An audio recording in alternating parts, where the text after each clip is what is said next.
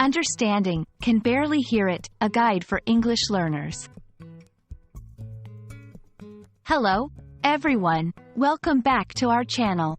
Today, we're going to explore a commonly used English phrase, can barely hear it.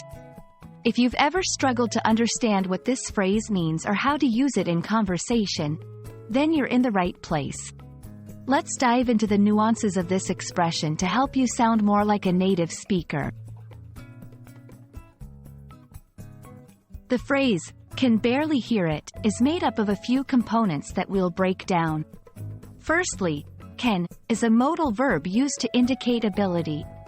Barely is an adverb meaning only just, hardly, by the smallest amount. When we say hear, we're referring to the act of perceiving sound. And it is a pronoun used to refer to whatever sound or noise we're talking about. So, putting it all together, can barely hear it means that someone is able to hear a sound, but only with great difficulty or not clearly. To help you understand how to use can barely hear it in conversation, let's look at some examples. 1. At a noisy party, I can barely hear it when you speak. It's too loud in here. 2. Listening to music with low volume. Turn up the music, I can barely hear it. 3.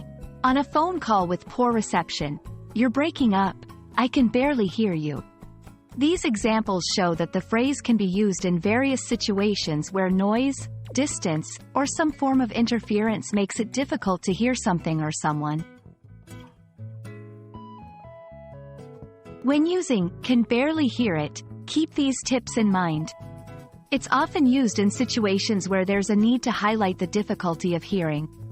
You can adjust the subject of the sentence as needed. For example, I can barely hear you, or she could barely hear the announcement. This phrase can be a polite way to ask someone to speak louder, repeat themselves, or turn up the volume of something. And that's a wrap on can barely hear it.